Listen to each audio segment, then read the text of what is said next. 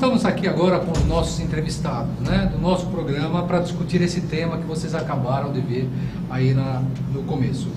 Temos aqui entrevistadores, dois entrevistados, a professora Juliana Mello, professora da UFRN, do Departamento de Antropologia.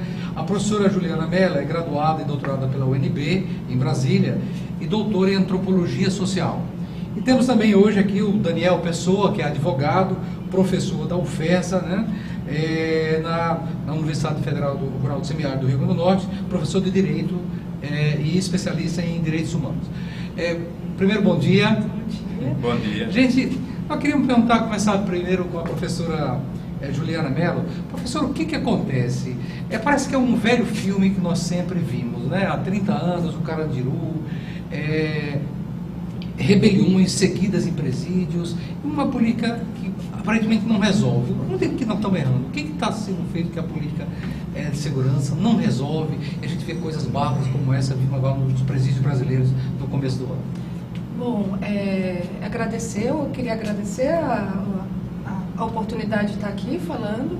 Eu acho que esse é um tema muito importante e, como você mesmo colocou, não a gente só pensa na crise quando estoura um conflito dessa magnitude, né? Que a gente, com certeza, eu acho que a Alcaçuz é um dos conflitos maiores desse estado em termos de sistema prisional. Mas essa é uma história que se repete há um longo tempo. Na verdade, é um projeto de Estado. Se a gente pensar, já estiveram várias rebeliões aqui no sistema prisional de Alcaçuz, greves de fome, inclusive. A Alcaçuz, por exemplo, estava destruída desde 2015, sem celas.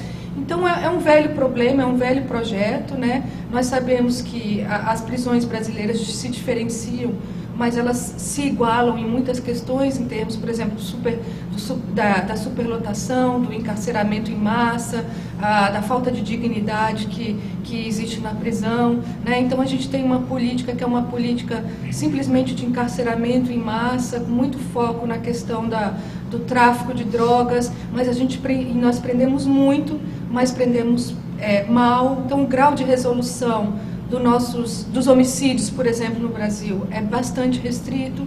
Nós temos mais de 40% da população que está presa, que é provisória ainda, temos pessoas que não foram julgadas ainda, que estão lá dentro, né? Então, é todo esse sistema e a omissão da própria sociedade civil em relação ao tema, que pensa que só precisa se importar com um presídio quando tem uma crise dessa e que reproduz uma série de estereótipos. Então, em relação, por exemplo, bandido bom é bandido morto. Então, a gente tem que pensar nessa relação de continuidade. Daniel, e em sua opinião, o que o sistema prisional, por que essa política, digamos, prisional tem sido tão ineficaz? O que ocorre, na sua opinião, como advogado, como professor de Direito? Bom dia mais uma vez, né? Agradecer o convite de estar aqui nesse momento de debate sobre uma situação, né, calamitosa, né? Um sistema que a gente vê falido, né? Não funciona, não presta, né, o serviço adequado para a sociedade, que deveria estar dentro de uns padrões, né, uma série de padrões que estão na Constituição, nas leis, enfim, e de estudos técnicos, né.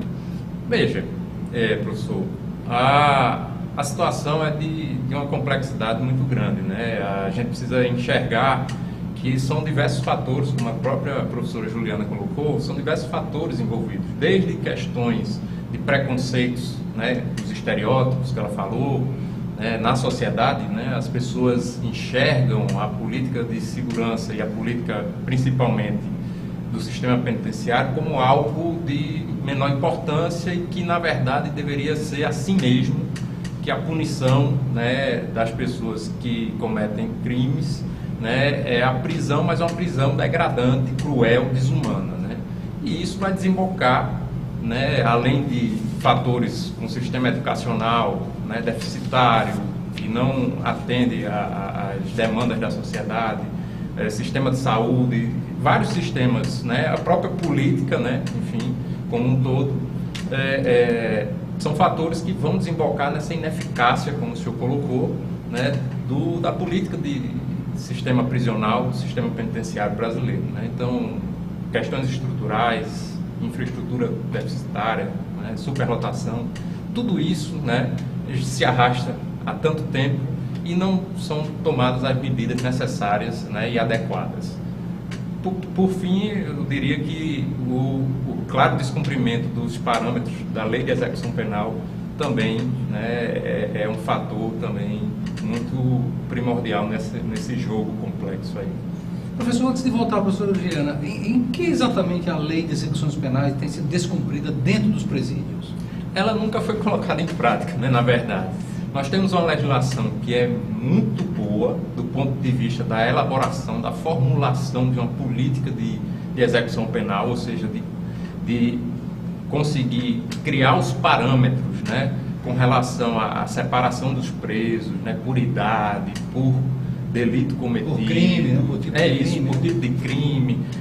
Nós temos lá um sistema muito bem concebido, que, se fosse colocado em prática através dos investimentos que são necessários para esse setor, né, de política pública, possivelmente a gente teria aí um grande fator de diminuição desse caos que nós temos. Então, a lei de execução penal, como toda lei nesse país e a Constituição mesmo, né, infelizmente não é levada a sério.